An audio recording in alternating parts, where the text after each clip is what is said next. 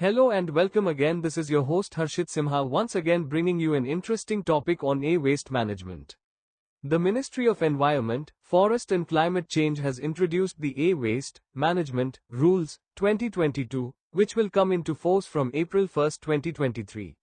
These comprehensive rules establish a framework for the responsible management of electronic waste in India, superseding the Waste Management Rules 2016. The rules apply to manufacturers, producers, refurbishers, dismantlers, and recyclers involved in the handling of electrical and electronic equipment listed in Schedule 1, including their components, consumables, parts, and spares. Part 1 describe in details about the Waste Management Rules 2022, summarizing main points briefly. These rules apply to various stakeholders involved in the life cycle of electrical and electronic equipment, The entities covered include manufacturers, producers, refurbishers, dismantlers, and recyclers of listed in Schedule 1 of the rules, which includes items such as computers, printers, mobile devices, and electronic parts. However, these rules do not apply to certain categories of waste, such as 1.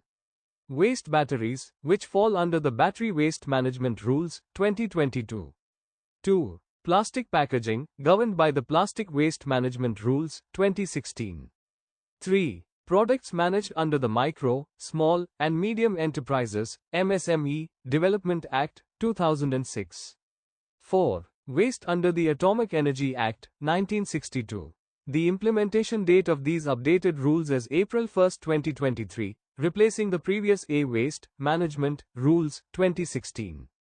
Key definitions under the rules. 1.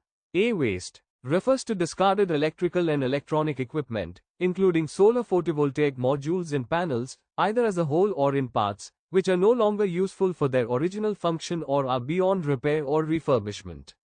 2. Producer. Any entity that manufactures and sells under its own brand, or sells imported including those that import and sell under their brand or distribute unbranded items. 3. Recycler. An entity engaged in the recycling and recovery of materials from waste, including the extraction of materials such as precious metals. 4. Extended Producer Responsibility (EPR), a policy approach that holds producers responsible for managing the end of life of their products. This includes channelization of waste through registered entities as specified under the rules. These provisions aim to formalize and regulate the waste management ecosystem in India for environmental and human health safety. Slide 3. Responsibilities of manufacturers. Under the Waste Management Rules 2022, manufacturers of electrical and electronic equipment have specific responsibilities to ensure environmentally sound waste management. Firstly, portal registration is mandatory. All manufacturers must register on the designated portal managed by the Central Pollution Control Board, CPCB. This enables centralized monitoring and compliance. Secondly, manufacturers are responsible for waste collection. They must collect the waste generated during the production process and ensure its proper recycling or disposal, promoting sustainable manufacturing practices. Thirdly, they are obligated to maintain regular reporting. Manufacturers must file both annual and quarterly returns in the prescribed format. These reports must be submitted on the portal either by the end of the quarter or year following the reporting period. These responsibilities aim to enhance accountability, ensure traceability of waste, and support India's transition toward a circular economy through effective waste management. Slide 4. Responsibilities of manufacturers. Under the Waste Management Rules 2022, producers of electrical and electronic equipment have clearly defined responsibilities to promote environmentally responsible waste management. Firstly, portal registration is mandatory for all producers. They must register on the official portal established by the Central Pollution Control Board, CPCB, ensuring transparency and regulatory oversight. Secondly, producers are required to implement Extended Producer Responsibility (EPR). This involves meeting specific collection and recycling targets as outlined in Schedule 3 and Schedule 4 of the rules. These targets must be fulfilled through authorized channels via the online portal. Thirdly, producers have a duty of awareness creation. They must actively inform and educate consumers about safe waste disposal practices. This can be achieved through various media platforms, publications, advertisements, posters, and other outreach efforts, ensuring public participation in responsible e-waste management. Lastly, regular reporting is compulsory. Producers must submit annual and quarterly returns through the portal within the stipulated timelines, specifically by the end of the month following each reporting period. These responsibilities are crucial in holding producers accountable for the post-consumer phase of their products, thereby promoting a circular economy and reducing the environmental impact of e-waste. Slide 5. Responsibilities of refurbishers. Under the E-Waste Management Rules, 2022, refurbishers, entities engaged in restoring used electrical and electronic equipment, must comply with specific responsibilities to ensure environmentally sound operations. The first responsibility is portal registration. All refurbishers must register themselves on the centralized portal created by the Central Pollution Control Board, CPCB.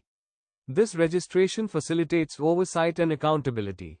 Next, refurbishers must manage e-waste responsibly. They are required to collect and record the e-waste generated during the process of refurbishing or repairing electronic equipment. This information must be uploaded on the designated portal, ensuring traceability of waste. Another critical responsibility is maintaining quality standards. Refurbishers must ensure that the refurbished equipment adheres to the compulsory registration scheme set by the Ministry of Electronics and Information Technology and the Bureau of Indian Standards, BIS. This helps maintain product safety and quality in the refurbished market. Finally, regular reporting is mandatory. Refurbishers are required to file both annual and quarterly returns in the prescribed formats through the portal. These must be submitted by the deadlines to remain compliant. By fulfilling these responsibilities, refurbishers play a vital role in reducing electronic waste and extending the life cycle of electronic products, contributing to a more sustainable circular economy. Slide 6. Responsibilities of bulk consumers.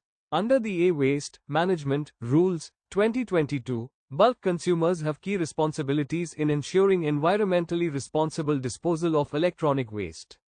A bulk consumer is defined as any entity that has used 1,000 or more units of electrical and electronic equipment listed in Schedule 1 in a financial year.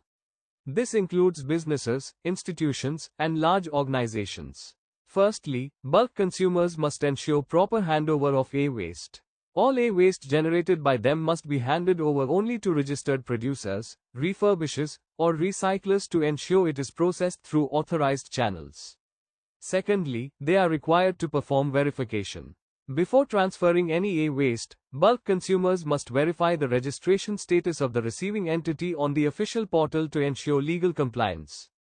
Finally, compliance with these rules ensures that e-waste enters the formal recycling system, reducing the risk of environmental harm from informal disposal methods. These responsibilities help integrate bulk consumers into a sustainable e-waste management framework. Slide 7. Responsibilities and additional responsibilities of recyclers. Under the E-Waste Management Rules, 2022, recyclers play a vital role in the environmentally sound management of electrical and electronic waste. They are entrusted with both core responsibilities and additional obligations to ensure responsible recycling practices.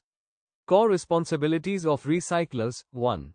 Portal registration. All recyclers must register on the official portal managed by the Central Pollution Control Board, CPCB, for authorization and tracking. 2. Facility standards. Recycling facilities must comply with environmental and operational standards as laid down by CPCB to prevent pollution and ensure safety. 3. Material management. Recyclers must ensure that e-waste that cannot be recycled at their facility is transferred to other registered recyclers or disposed of at authorized treatment and disposal facilities. 4. Record keeping. Recyclers must maintain detailed records of e-waste collected, dismantled, and processed. These records must be uploaded on the CPCB portal for transparency and verification purposes. Additional responsibilities of recyclers. 1. Regular reporting. Recyclers are required to file annual and quarterly returns in the prescribed format by the end of the month following each reporting period. 2. Waste acceptance. Recyclers must accept only authorized e-waste as listed in Schedule 1 and update the information on the portal, ensuring traceability and legal compliance. 3. Awareness creation. Recyclers should also promote public awareness regarding e-waste management through campaigns, media, and publications to encourage responsible behavior. 4. Non-recyclable waste. Any non-recyclable e-waste or material must be documented and details uploaded on the portal. It should be properly disposed of in authorized facilities to avoid environmental hazards. These responsibilities ensure that recyclers contribute meaningfully to a circular economy while minimizing the environmental impact of e-waste through legal and responsible recycling practices. Slide 8. Dismantler Collaboration with Recyclers. Under the E-Waste Management Rules 2022, the collaboration between dismantlers and recyclers plays a crucial role in ensuring an efficient and accountable e-waste management system. Dismantler engagement allows recyclers to collaborate with dismantlers for the purpose of breaking down complex electronic equipment into component parts. This division of roles enhances operational efficiency, with dismantlers focusing on disassembly and recyclers handling further processing and material recovery. Despite this collaboration, the responsibility remains with the recycler to ensure that materials received from dismantlers are properly recorded and processed. Recyclers must ensure that dismantled materials are accepted only from registered dismantlers and that proper documentation is maintained, ensuring a transparent chain of custody. This structured collaboration prevents the leakage of e-waste into informal sectors and supports the integrity of the formal recycling system, ultimately contributing to a sustainable circular economy and responsible e-waste handling. Slide 9. Duties of authorities and responsibilities of state governments. Under the E-Waste Management Rules 2022, the duties of authorities and responsibilities of state governments are clearly defined to ensure effective and sustainable e-waste management across India. Duties of authorities. 1. Central Pollution Control Board (CPCB). CPCB oversees the implementation of Extended Producer Responsibility (EPR), issues guidelines, coordinates with stakeholders, conducts inspections, takes enforcement actions, and submits annual performance reports. 2. State Pollution Control Boards (SPCBs). SPCBs are responsible for authorizing recyclers and refurbishers, monitoring their operations, renewing authorizations, and ensuring compliance with environmental norms. 3. Local bodies. Local urban bodies are tasked with coordinating door-to-door e-waste collection, segregating waste, and supporting awareness programs, especially in unorganized sectors. 4. Port and Customs Authorities. These authorities verify the documentation of imported e-waste, inform CPCB of illegal shipments, and take appropriate actions to prevent unauthorized e-waste inflow. Responsibilities of state governments. 1. Industrial space allocation. State and union territory governments, through their departments of industry or designated agencies, must allocate suitable industrial land for e-waste dismantling and recycling operations. This provision supports the establishment of eco-industrial parks and clusters, addressing key barriers to formal waste processing. 2. Labor Department responsibilities. The Labor Department is responsible for recognizing and regulating the informal sector engaged in e-waste dismantling. It assists in formalizing workers into the regulated system, ensuring compliance with occupational safety norms, improving working conditions, and facilitating access to welfare schemes. This helps address social and health issues related to informal e-waste handling. Collectively, these roles aim to streamline e-waste governance, promote environmental sustainability, and support a transition toward formalized and safer waste management practices. Slide 10. E-waste storage procedures. Under the E-Waste Management Rules 2022, proper storage of e-waste is a critical component of safe and efficient waste management practices. Entities such as manufacturers, producers, refurbishers, dismantlers, and recyclers are required to follow prescribed e-waste storage procedures to ensure environmental safety and regulatory compliance. The rules allow storage of e-waste by authorized entities only for a period not exceeding 180 days, which may be extended under special circumstances with the approval of the relevant authorities. During this period, the entities must maintain proper documentation of the quantity and type of e-waste stored. E-waste must be stored in a manner that prevents damage and contamination to the environment and human health. It should be kept in designated storage areas with appropriate containment to avoid leakage of hazardous substances. The storage facility must have clearly labeled containers and infrastructure to segregate different types of waste. Furthermore, all storage activities must be documented on the centralized portal developed by the Central Pollution Control Board, CPCB. This promotes transparency and ensures that stored waste is eventually handed over to authorized recyclers or refurbishers for further processing. Adherence to these procedures helps in reducing risks associated with informal and unsafe handling of waste. Slide 11. Management of solar photovoltaic modules. The management of solar photovoltaic (PV) modules is governed under the waste rules, which apply to all solar PV modules, panels, and cells, provided they fall under the stipulations of Chapter 5 of the rules. These regulations aim to ensure environmentally responsible handling and disposal of solar PV waste throughout its life cycle. Manufacturers and producers are obligated to manage solar PV waste generated during the period 2004 to 2035, in accordance with the guidelines laid down by the Central Pollution Control Board, CPCB. Proper storage of waste is critical to prevent environmental contamination and ensure future recoverability of materials.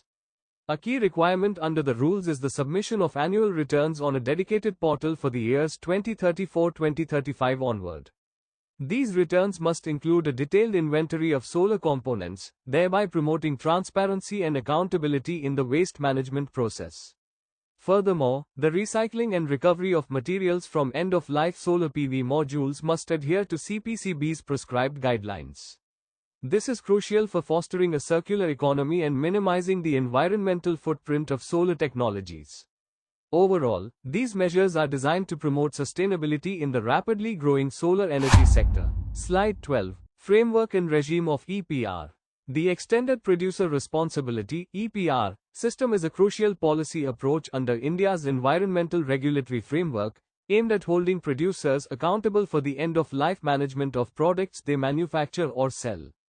The EPR mechanism is built upon a structured framework and regime, ensuring systematic waste collection, recycling, and disposal. Registration. All stakeholders, manufacturers, producers, refurbishers, and recyclers, must register on the centralized EPR portal. Each entity must register under the correct category, with multiple registrations flagged and penalized. 2. Compliance. Only registered entities are permitted to operate under the EPR regime. Any business attempting to function without a valid registration will be considered illegal and subject to action. 3. Enforcement. The regulatory body may appoint authorized officers to conduct inspections and take enforcement action against violators. This ensures transparency and adherence to environmental compliance norms. 4. Fees. The Central Pollution Control Board, CPCB, may impose registration and annual maintenance charges.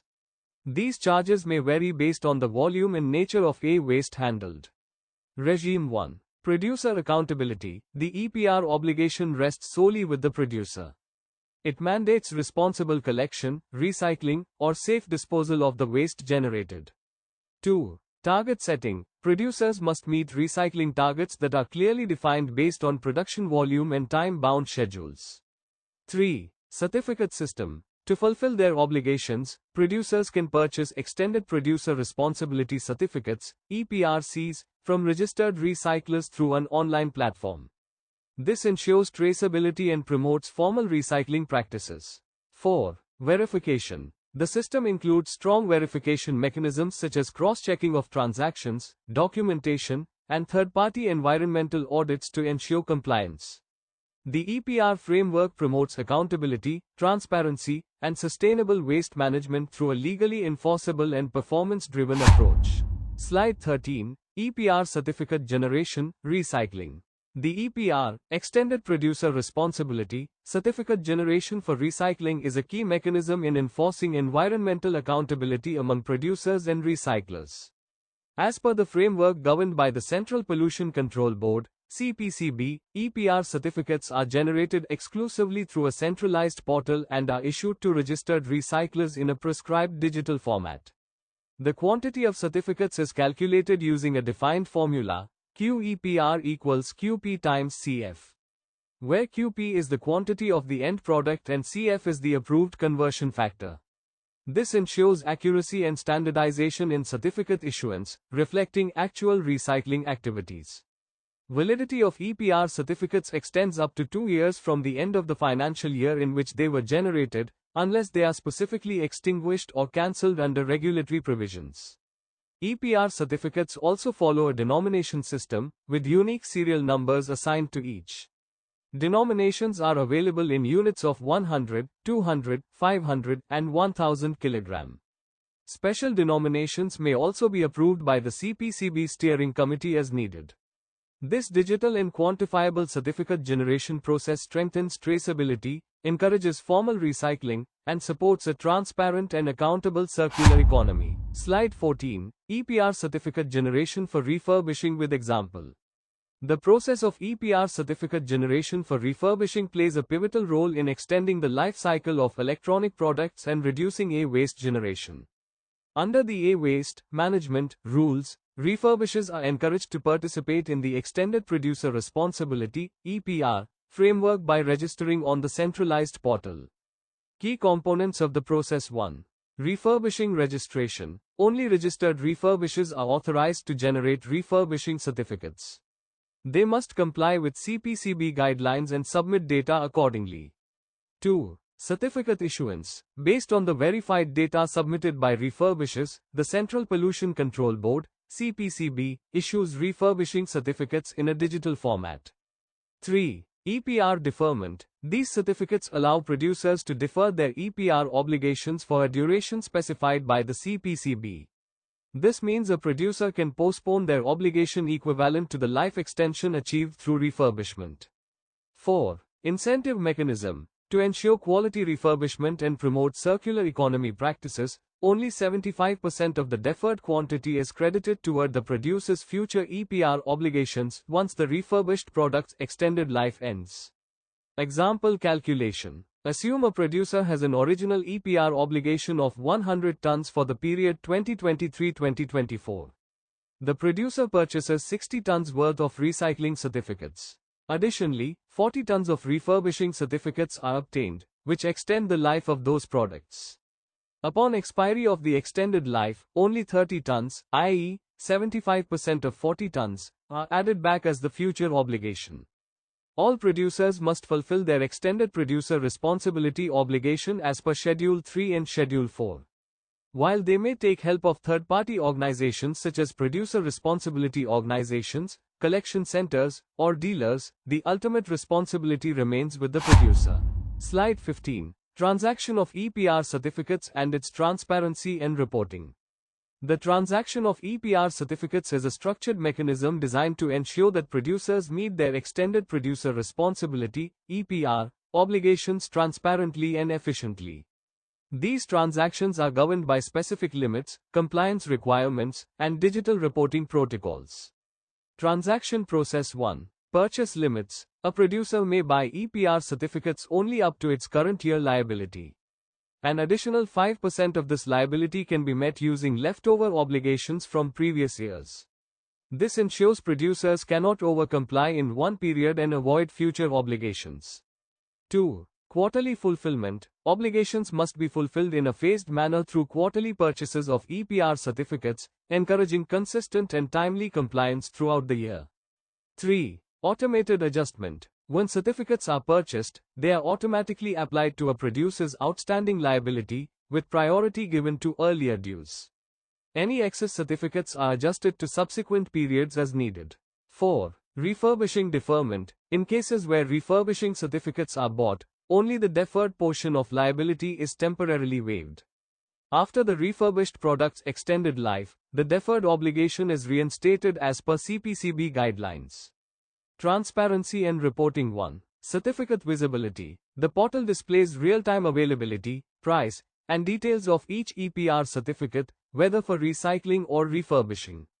This transparency allows stakeholders to make informed decisions and deters market manipulation. 2. Transaction recording. All transactions are digitally recorded and visible to the CPCB. Both buyers and sellers, recyclers or refurbishers, must upload transaction documents. This includes the tonnage, dates, and unique certificate numbers, ensuring full traceability. 3. Audit trails. The portal also maintains an audit trail for every certificate issued or consumed. This supports regular verification and environmental audits to detect inconsistencies and enforce compliance. Slide 16. Reduction of hazardous substances.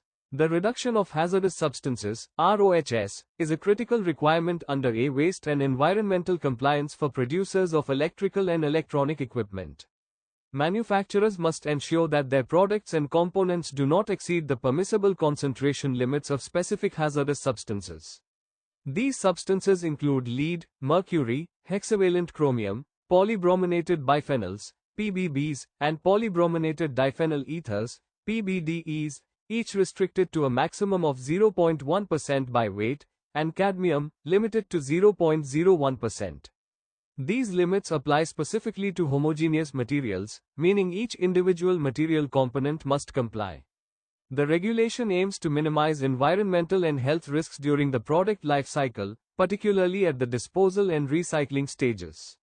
However, certain applications listed under Schedule 2 are exempted from these restrictions due to technical or safety reasons. Compliance with RoHS ensures safer product design and supports the broader goals of sustainability and circular economy within the electronics sector. Slide 17. Exemptions and Special Provisions. The exemptions and special provisions under the Reduction of Hazardous Substances (RoHS) framework acknowledge specific cases where compliance may be impractical or counterproductive due to technical, strategic, or legacy considerations. 1. Legacy equipment. Equipment placed on the market before May 1, 2014, or components needed for its maintenance may be exempted from RoHS compliance if compliant parts are unavailable. This ensures continued functionality without breaching compliance due to outdated component specifications. 2. Schedule 2 exemptions. Certain applications listed under Schedule 2 are exempt from standard hazardous substance restrictions. However, these applications must still adhere to the specific limits and conditions stated in the schedule to prevent misuse of the provision. 3. Strategic applications. Equipment used in strategic sectors such as defense and aerospace, where reliability and performance are critical, may be exempted.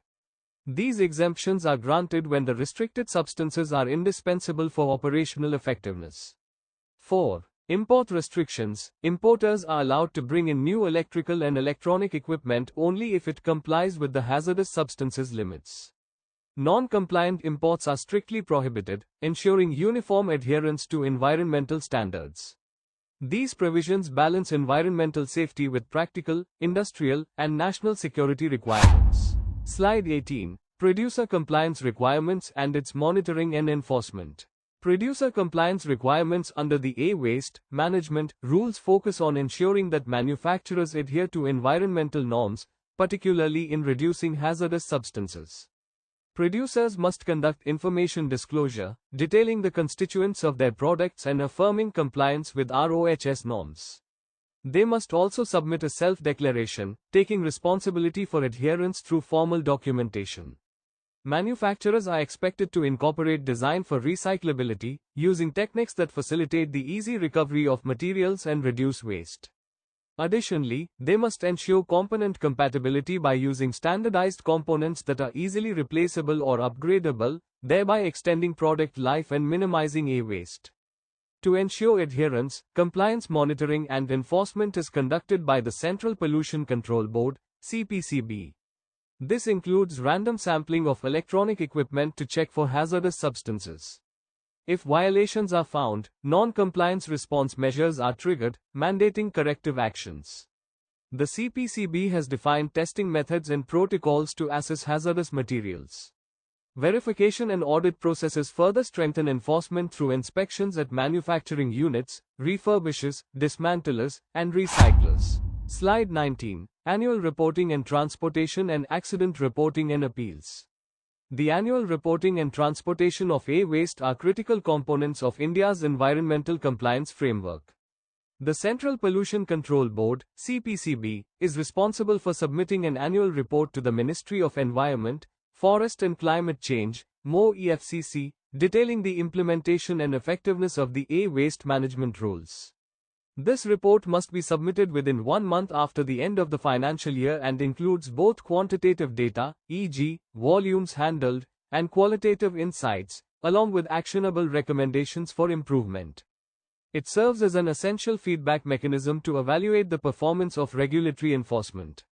Transportation of e-waste must follow the provisions outlined in the Hazardous and Other Wastes, Management and Transboundary Movement, Rules, 2016. Waste being transported for recycling, treatment, or disposal must comply with standards to mitigate the risk of environmental contamination and harm. Proper transportation methods ensure the safety of handlers and the general public while promoting environmentally sound e-waste disposal practices. In parallel, accident reporting and appeals are vital for ensuring safety and accountability. If an accident occurs at a facility or during e-waste transport, the responsible party, whether producer, refurbisher, dismantler, or recycler, must immediately report it to the respective State Pollution Control Board. This swift reporting is essential to initiate emergency protocols and minimize health and environmental impacts. Additionally, if a producer or stakeholder faces suspension, cancellation, or denial of registration by the CPCB, they have the right to file an appeal with the appellate authority under the MO-EFCC. The authority may extend the 30-day appeal filing window if it finds the delay was due to a valid cause. This structured reporting, transportation compliance, and responsive appeal mechanism enhance environmental governance and promote transparency in e-waste management. Slide 20. Consequences of false information. Now let us explore what are the consequences of false information. Providing false information, particularly in the context of environmental regulations like Extended Producer Responsibility, EPR, certificates, carries significant repercussions. One immediate consequence is certificate revocation. If false information leads to the overgeneration of EPR certificates by a recycler, their registration will be revoked, and an environmental compensation fee will be imposed, which is non-refundable. Repeat offences escalate the penalties. Defined as violating the rules 3 or more times, repeat offences result in permanent revocation of registration, in addition to environmental compensation charges. Beyond administrative penalties, individuals can face prosecution. Anyone who provides incorrect information, uses false certificates, willfully violates directives, or fails to cooperate in verification and audit proceedings may be prosecuted under Section 15 of the Environment Protection Act, 1986. Finally, there are additional penalties. Prosecution under the Act is cumulative with the environmental compensation levied under Rule 22, creating multiple layers of consequences for serious violations. In essence, submitting false information in this domain leads to a cascading series of punitive measures, ranging from loss of operational rights to legal prosecution and financial penalties. So here we end part 1 that covers half of the topic, and now we shall dive to part 2 of e-Waste Management Rules 2022.